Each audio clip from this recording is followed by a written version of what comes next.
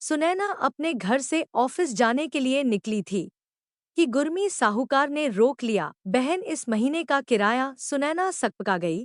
किराया का घर, और रोज रोज गुरमी का आकर किराया मांगना उसे बहुत खलता था। उसने 500 के 8 नोट निकाले और बड़े बेमन से उसकी तरफ बढ़ा दिए। साहूकार झूमता हुआ आगे बढ़ गया। सुनैना सोच रही थी, कब उसका अपना घर होगा और कब इस साहूकार से छुटकारा मिलेगा। सुनैना के घर पर उसकी माँ और 2 छोटे भाई थे। पिताजी एक हादसे में चल बसे थे। माँ को हमेशा सुनैना की शादी की चिंता सताती थी। उम्र भी अब 28 साल की हो गई थी।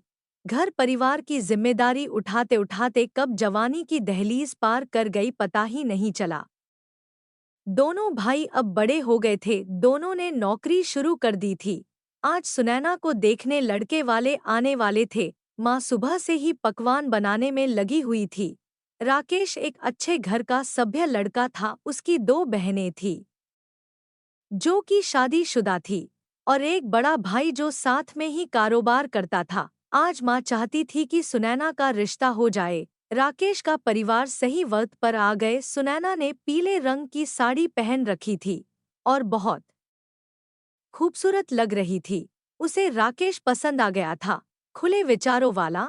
उसे उसकी नौकरी करने पर कोई ऐतराज नहीं था। राकेश को भी सुनैना पसंद आ गई थी। दोनों का रिश्ता तय हो गया। अब बस शहनाई बजने की देर थी।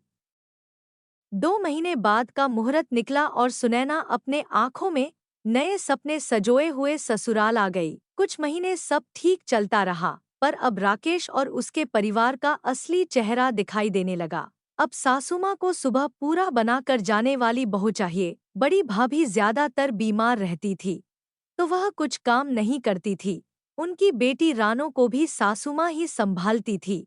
अब राकेश भी सुनैना से नौकरी न करने के लिए जिद करने लगा था और घर परिवार की जिम्मेदारी उठाने के लिए कहता। सुनैना भी पूरी कोशिश करती कि किसी को कोई मौका न मिले, पर कुछ न कुछ गड़बड़ हो ही जाती। लड़ाइयाँ बढ़ने लगी। राकेश ने एक दिन सुनैना से अपने घर जाने को बोल दिया। सुनैना ने पूछा, क्या यह मेरा घर नहीं है? राकेश ने साफ कह दिया कि यह मेरा घर है, यहाँ पर रहना है तो मेरे हिसाब से रहो, वरना जाओ अपने घर। सुनैना की आंखों में आंसू भर आए। रोते रोते वह अपने माँ के घर चली गई। माँ ने जब सारी बातें सुनी तो सुनैना को समझाया, बेटा अब वो ही तेरा घर है, राकेश ही तेरा सब कुछ है, ससुराल ही तेरा घर है। यह घर पराया है। तेरे भाइयों के लिए भी लड़की देख रखी है। उन्हें पता चलेगा तो सब गड़बड़ हो जाएगी। तुम कल राकेश से माफी मांग लेना और अपनी नौकरी छोड़ दो। माँ का ऐसा जवाब सुनकर सुनैना अवाक रह गई। वह चुपचाप अपने पति के घर चली गई और राकेश से वादा किया कि कुछ दिनों में नौकरी से इस्तीफा दे देगी। अब वह सुबह सबका खाना बनाती और रात को आकर घर घर के काम करती, लेकिन उसने चुपके से एक एक भी एच के बुक कर दिया और अपनी सैलरी से उसकी किश्त कटवाने लगी। 2 साल बीत गए।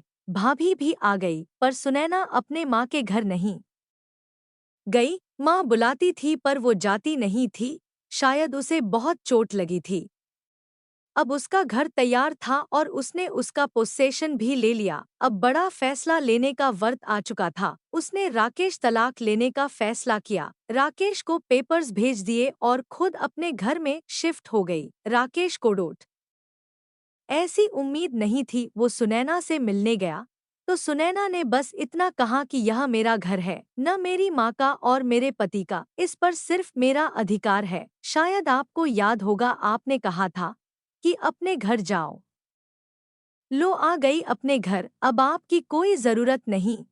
आप स्वतंत्र है अपने घर में। राकेश अपना सा मुंह लेकर वहां से चला गया और सुनैना आज अपने घर में बहुत खुश है। उसी शायद हमारे अंदर ही होती है, हमें उसे बाहर निकालना होता है। यह मेरा घर है उसी को दर्शाती है कि आप स्वावलंबी बने, अहंकारी नहीं। इसी विचार के साथ आप आगे बढ़ते रहे और जीवन में नई ऊंचाइयां हासिल करते रहें। सुनैना ने तो अपना मलाम हासिल कर लिया। आपका क्या इरादा है?